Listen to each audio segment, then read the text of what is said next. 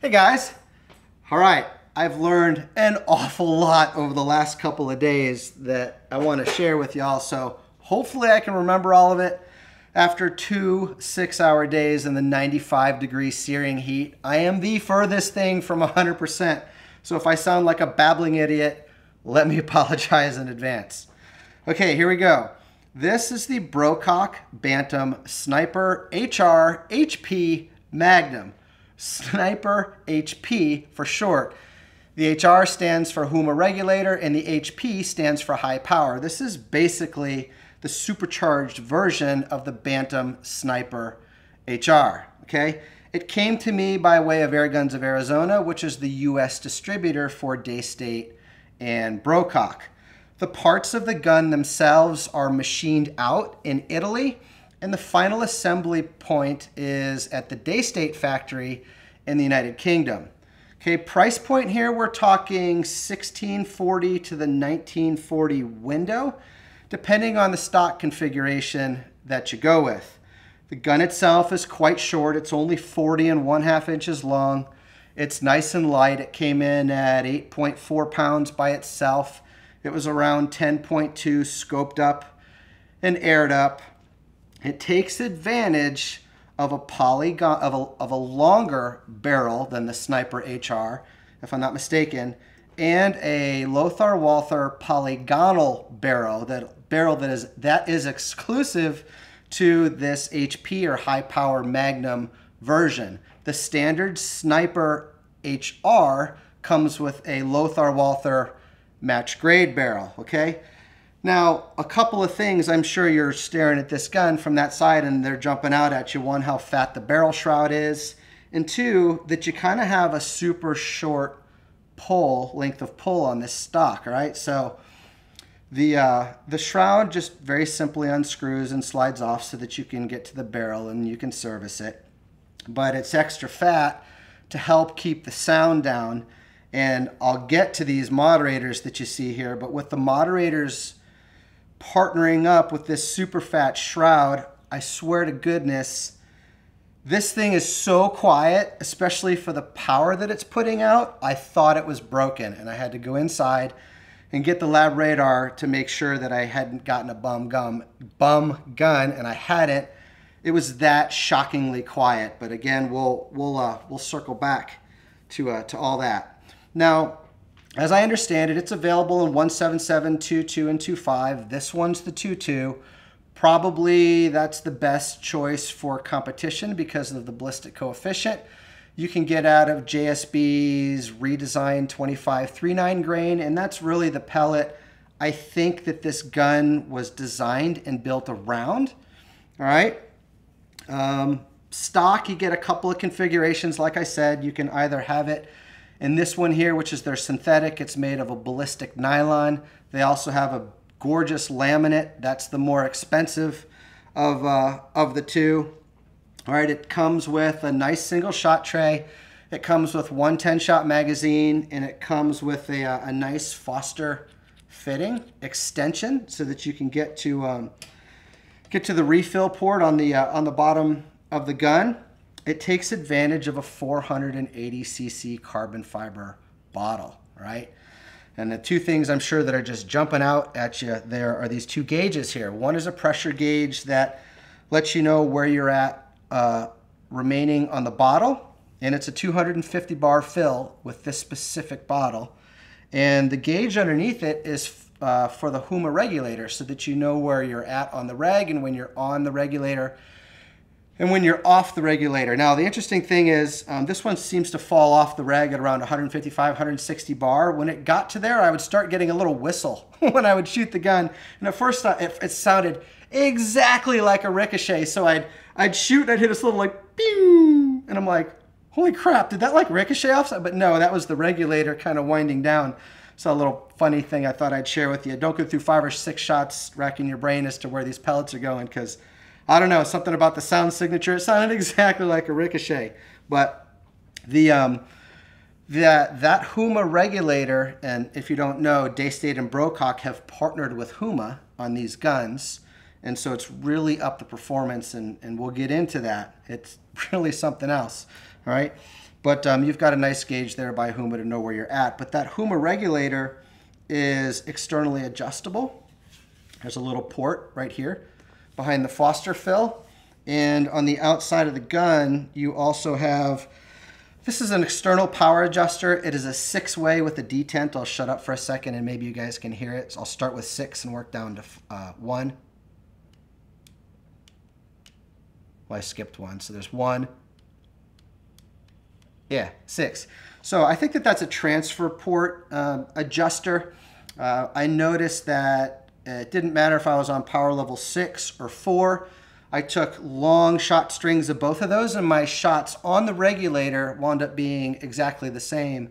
And that's with 2 different pellets. So it's not one of those deals that increases your efficiency, but it definitely gives you a crazy amount of control and brings a actually it brings the highest, I'm going to make a claim, it brings the highest level of functionality as far as the gun getting along with a lot of different ammo that you're going to want to own and shoot with this gun than anything I've ever set my hands on to date. And that's because of the insanely good harmony between this 6-way external power adjuster and this extra long Lothar Walther polygonal barrel that they're putting in this Magnum HP version.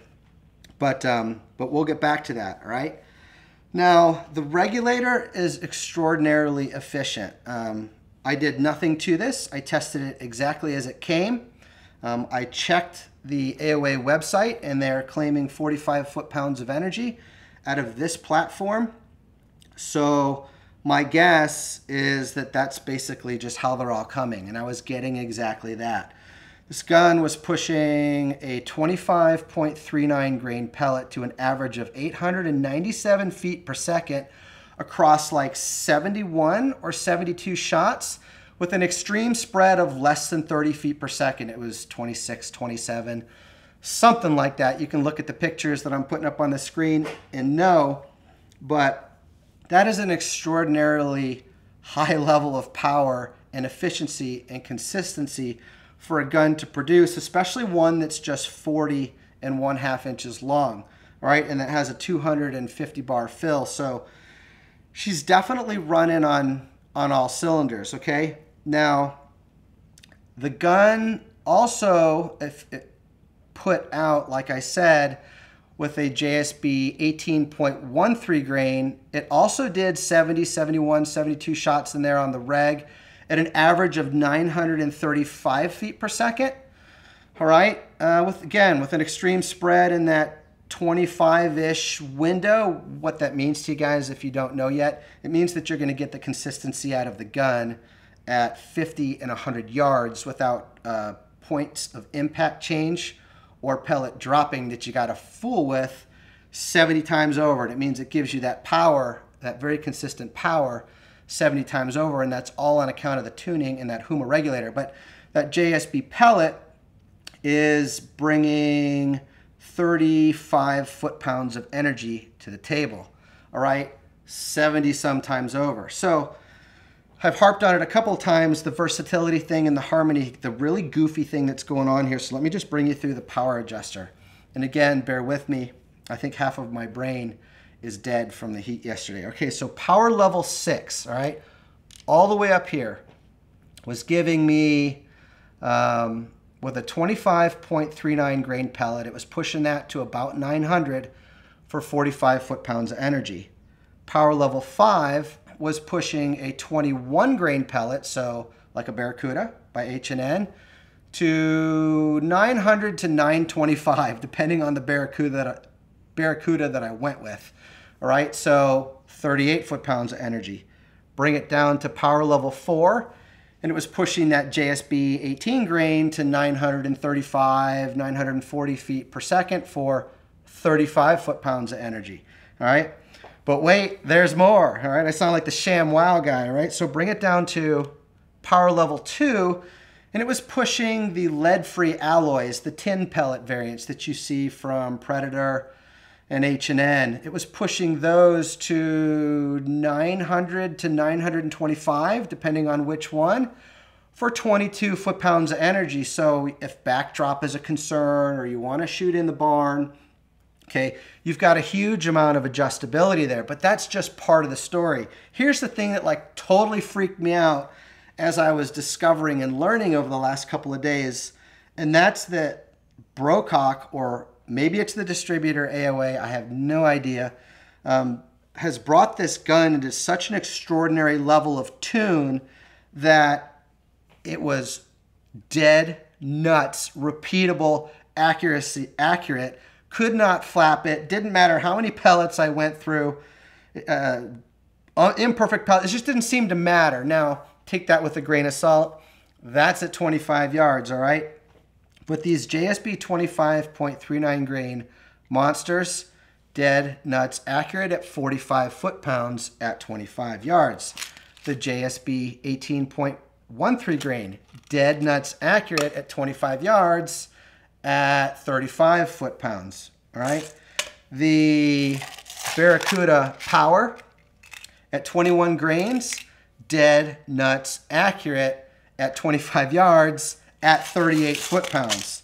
The Sniper Magnums. Now something interesting, it's an 18 grain pellet, so you'd think it would perform the same as the JSB, but I've stumbled upon a pattern here, and I don't know if it's because of the fluted design on the back of the skirt on the Sniper Magnum, but these Sniper Magnums run down the barrel hotter than do the JSB 18 grains, and they weigh the same. So what that means to you is you get more power out of this than you get out of this. So you want to experiment to see if your gun likes them, because you can basically get more power for free. And this gun absolutely loved them. The accuracy with these things at 25 was amazing. All right. Those lead-free alloys I was telling you about, the Barracuda Green, the GTO, this one's actually made by JSB in the Czech. These come from Germany, H&N Sport. They're both made out of tin. They're designed for, you know, if you're worried about lead contamination, or again, if backdrop's a concern, you want that pellet to lose steam quickly because you're worried about what's 100 yards away, or maybe you're shooting in the barn and you miss one and you don't want to put a hole in the steel roof. Well, this is a pretty good option for you, and that's basically what they're designed for, but insanely accurate at power level 2 at 22 foot-pounds. Now, normally when you start playing with this, yeah, you get all these different foot-pounds, but you don't get that syncing between gun and barrel. And so I ain't gonna lie, I had a freaking blast over the last couple of days unraveling all of those interesting things. Now, this just popped into my head, so I want to share it with you. So if you go to the Brocock website, or you look at the literature that comes in the box, it'll say that this comes with a 2-year warranty, all right? But if you go over to the AOA website here in the United States, it'll say it comes with a 3-year warranty. That was confusing to me, but the short of that is, you know, Brocock over in the United Kingdom, they have a 2-year warranty worldwide, but if you purchase this here in the United States, because the U.S. distributor is Airguns of Arizona, or I shouldn't say Airguns of Arizona, it's Precision Air Distribution, which is like right next door. Same company, if you guys didn't know. You get a 3-year warranty, so that's a really nice thing, okay? So just to throw that out there. Trigger. It's adjustable, it's dual stage, it's match grade. I didn't need to do a damn thing with it.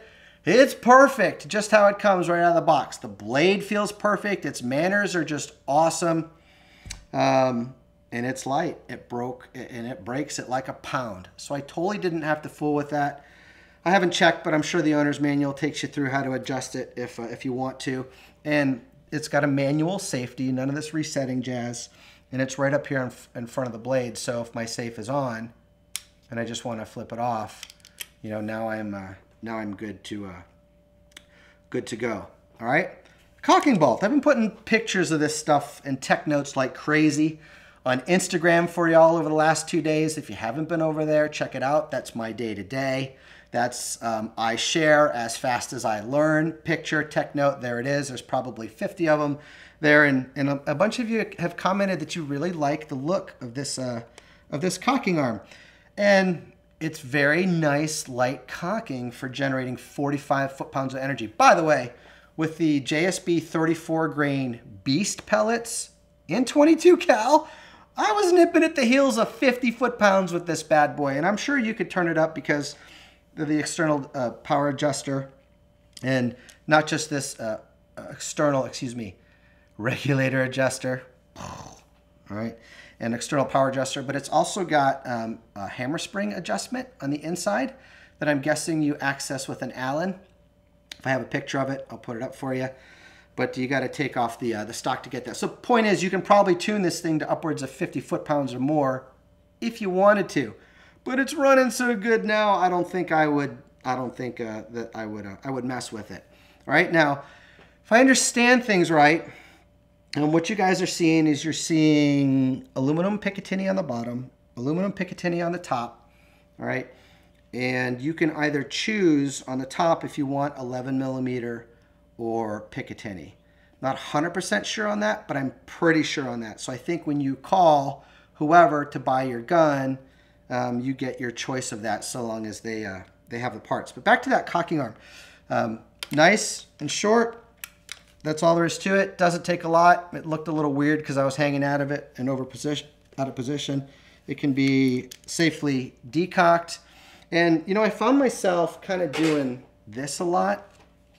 You know, I'd cock the thing, all right, and then here, I'm gonna just pick it up. So I'm in here, like, kind of doing this jazz on the bench, whatever. I cock it, and I found myself the bolt probe kind of like extends towards you, and I found myself kind of pushing here. You see how that just fell into place? It's like this was closer to me, so I found myself just kind of doing that a lot on the bench.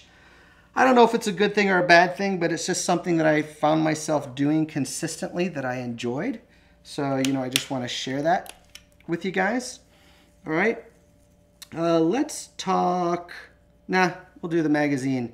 Do the magazine last. All right. So, again, Instagram, Hooked on Air. If you've been following, you'll see I kind of did a little spread on some moderators. I have not tested the gun as it comes without a moderator. You do get 1/2 inch UNF threads up here so that you at home can pick and add what you want. But I have here the 0DB. I have here the Donnie FL Sumo. And I have here the Ramus Technologies Trident. I experimented with all three of them. All three of them were insanely quiet, all right? Now, I want to say it was something like 2.3 decibels separated the three, so I'm splitting hairs here, okay? But according to the meter, the decibel meter, which I had about 15 feet out in front of the gun, as I do on the main YouTube channel, the mothership, AEAC Home, right? Okay, and the Trident registered the quietest, followed by the Sumo, followed by the 0DB. Right, again, but they're all extraordinarily quiet. Now, to the ear, my brain was telling me that the quietest was the Trident, and then the Sumo and the 0DB were nipping at its heels and basically in a tie for second place. Okay, then I kind of switched gears and did some accuracy testing, all right, which is a good thing to do with moderators, because it kind of gives you an idea. Some moderators are really good at kind of like getting rid of any turbulence that may disturb that pellet as it leaves the gun. And holy moly, the 5-yard group I got at 45 foot-pounds with the Sumo was like just insane, and it was repeatable, all right? And the Trident and the 0DB were kind of right there, you know, like maybe a millimeter or two bigger. You know, again, we're splitting hairs, but this little guy, which is an accessory to the Trident, is kind of like a compensator or a muzzle flip diffuser. All right, if you unscrew this and screw this on, your volume level is going to come up, but it settles the gun down, so you have reduced flip. All right. Now, that being said, I did 99% of my work on the gun over the last couple of days with the 0DB moderator attached. So all of these pellets that you see over here were performing at a very high level with this moderator, okay? And here's the thing that like really took me back. that still now doesn't compute, so I don't really get why this is happening. But in my world, my biggest challenge as a reviewer for you guys is properly demonstrating the gun's capabilities for the manufacturer, all right? And in my experience, as power level comes up, doesn't matter if it's a Springer or a PCP, the higher that power level gets, the more I have to focus and work and concentrate on what I'm doing to get the accuracy results out of the gun at 25, 50, and 100.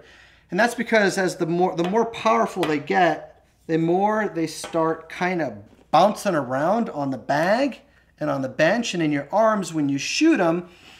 And the shot cycle on an air gun is inherently slow, so you pull the trigger and a couple of thousandths or tenths of a second go by because you have a lot of air moving around, passing through valves, regulators from tanks, transfer ports, and then out the barrel of the gun. It's not like shooting a 30-06, right?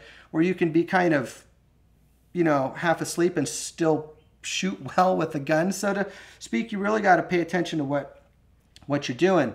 But the gun stays unbelievably settled through the shot cycle.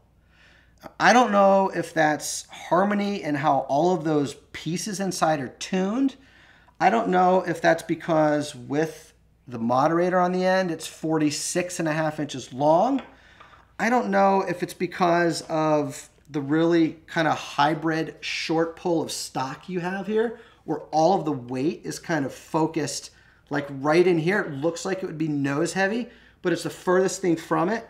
Or I don't know if it's like all of that working together, but holy smokes, this thing, it's almost like you could just sit there and just boop on that trigger and the thing just doesn't move. And with me being half asleep, it just puts pellet on pellet. What I'm trying to tell you guys is this is the easiest, most powerful gun I've ever shot when it comes to accuracy. It was just easy. And that's the best way I know how to explain it. I hope that's coming across to you. Like I said, I'm a little brain dead today, but it was just so settled in its shot cycle that, perfect example, when I did my shot strings, okay, I had my little box of rubberized mulch set out at 25 yards, right? And I put 71 or 72 shots in a hole the size of my fingernail. Just kind of boom, you know, not paying that much attention. And those were 45 and 35 foot-pound shots. So that's just an example. I mean, it's just effortless. And I realize I'm sounding a little bit like a commercial here, but I really want to emphasize to you guys that that's kind of the magic of, that's been the magic of this for me. All right. And I want to make sure I'm relaying that to you proper. Okay. Magazine. Let's talk about that for a second. So I'm going to put this somewhere where you guys can see and I can have some room, a little bit of room to work. All right. So like I said, it comes with a 10-shot magazine. It comes with one. They're rather spendy, so that's probably why it comes with one. In my testing, I like to call a lot of different pellets to see what combinations I'm going to get out of it that it'll want. All right. And I don't know if I got some lead chunks or crap in this, but I started having issues with it indexing properly. All right. And it wasn't feeding quite right. So rather than like freak out and call in and you know, like if I own the gun, for example, instead of just saying, oh, I got a bad magazine, I want to warranty it out, send me a new one, I took it apart. Okay. And it is the easiest thing in the world to do. And I'm going to show you how to do it. But long and short is I took it apart, blew on it a couple times, spun the little deal around a couple of times, and then the thing was flawless again for me. And it stayed flawless through those 140 shots. So basically I did all my culling with it, which was, you know, a lot of junk I put through here. Took it apart, blew it out, you know, kind of spun it, put it back together, ran my 140 shots on the 2 shot strings in it, and it's been seamless for me. So if that happens to you, don't panic. This you can probably take it apart. So you're going to grab a 2mm Allen, and there's 2 screws right on the bottom face here, all right? And you're gonna loosen and loosen. You're gonna break them free. And then I'm gonna grab a 2mm Allen screwdriver here and I'm gonna unscrew them. Now you wanna pinch this, right? It's not like there's some coil spring in there that's gonna boing, go shooting off on you like you might think would be in here. It's really a very simple design, but you'll see why I'm pinching it here in a second. All right, so you're gonna pinch this and you're just gonna back these screws out. Okay, there's one.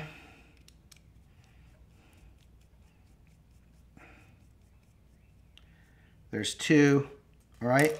All right, now you see the orientation where it's got this little lid on top, all right? Now I'm gonna flip it over, okay? Remember the flip over part. And I'm going to gently pry them apart. All right, okay? You're gonna get that is one piece, all right? And what you're gonna get is the second piece. I'm gonna try to hold it all together here. I'll show you a picture. You're gonna get that. All right, now this little guy here kind of comes off, and I'm gonna put some pictures up so that you can look at what I'm looking at. All right, there we go. All right, so that little guy comes off, all right? And what you're left with, I feel like Mr. Rogers here for some reason. What you're left with is these two pieces, okay? So just a little is all I need to do, and I did have some lead debris in there. I spun it around, you know, spun it all the way around, let it come back. I did that a couple times, making sure everything was free moving. I took a 3mm Allen, didn't overdo it, but you'll see this kind of little wheel in the middle here. You want to make sure that that's kind of snug down, because if that starts to raise, then you're going to have clearance issues when you go and put your lid back on. And that's all I did. So in doing that, and I'm just going to put this back together here, you want to go spring first. And I'm going to show you the picture so that you can see what I'm looking at. All right. I'm going to do it one more time because I don't like the alignment of that spring. All right, there it goes. Good. Perfect. Ah, popped out on me again. Takes a little bit of patience. Make sure you're in a place where if you launch this thing accidentally, you'll be able to recover it. All right. All right. So you put it back in, you get that. All right. And then you take your lid. All right. And you just very simply sandwich them back together like so. All right. And you screw this back in like this.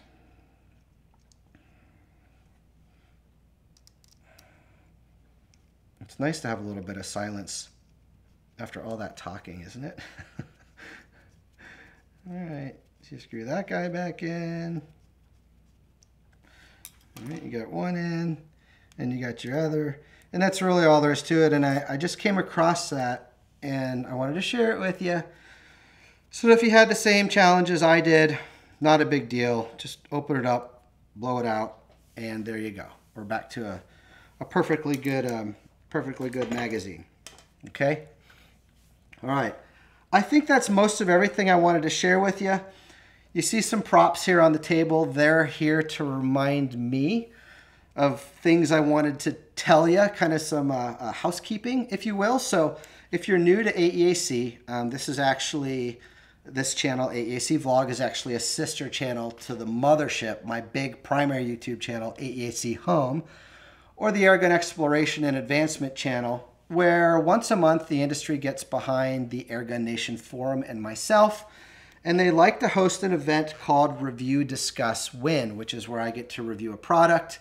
Then y'all go over to Airgun Nation Forum, you participate in a proper discussion on the product and a very simple sweepstakes-based guess a number giveaway, and you guys, one of y'all gets to review or win the review product. We do that every month, okay? Well, I'm very excited to share that one of you is going to get to win the Brocock Bantam Sniper HP Magnum, a 0 dB moderator, an Aztec Emerald 3-18 by 50 AO scope, some Sports Match scope rings, okay? And JSB likes to contribute a pellet sampler pack, right? So you'll get that as well. And the reason you see a couple of different stocks here is because Airguns of Arizona, they do custom stock dipping, and this is the stock for the Bantam. And you will get your choice of either the ballistic nylon black synthetic or this custom dipped stock. You get to pick it. You get one, but not both. Want to be absolutely clear on that. All right. Now over here, you'll see some product from a company called Phone Scope. All right. Phone Scope is, I think they're called Scoped Industries or something like that. They're out of Utah. They have just gotten behind the Airgun Nation Forum and myself.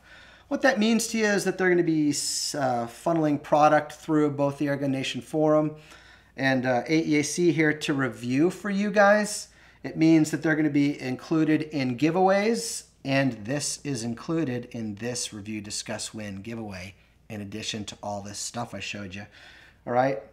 And I'm even going to have some coupon codes for this for you guys that I will share next week when the full review of this and Review, Discuss, Win goes up on my other YouTube channel, AEAC Home. So there's all sorts of good things going on there. All right. Also, a little bit of housekeeping. You may have noticed that over on AEAC Home, for the last couple of months, Rossi of American Airgunner, who's my buddy, you know, so it's all good. All right, but he's had American Airgunner commercials out in front of all 139 of my videos for the last, I don't know, 60, 70, 80 days or something like that, which is fine. Like I said, we're cool, but I have a favor to ask of you guys. So when those commercials pop up, if you could either let them play through or click on them so they play through, then at least I'm getting on Rossi's payroll where I get something out of having his YouTube channel advertised in front of all my videos basically for 3 months. So if you guys could do me that little favor, we'll get in his pocket together, and you know, there'll be something in it for Dirk. All right. Also, have a very special announcement coming up on Memorial Day, and I'm not going to speak too much about it.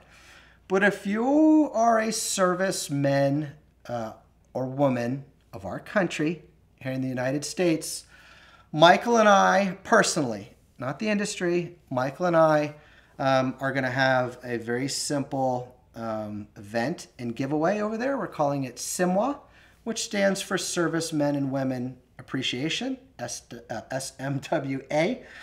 Excuse me, and long and short of that is him and I went in together. We took our own money, and we're doing something very special for you guys because of how grateful we are for all that you do for our great nation, and we want you to know we appreciate it. So tune in to the Airgun Nation Forum. It'll be stickied. Tune in here to AEAC Home, the primary channel, and when we launch that on Memorial Day, just a couple of days from now, you'll be in the now. All right. Well, hey, I still have a full review yet to do on this gun, which you'll catch over on AEAC Home. So I think I'm going to shut up and leave it right there, and you're going to have to wait for the rest over there. So with that, I hope that wherever you are, whatever you're doing, this video has brightened your day a little bit, and I'll see you again soon.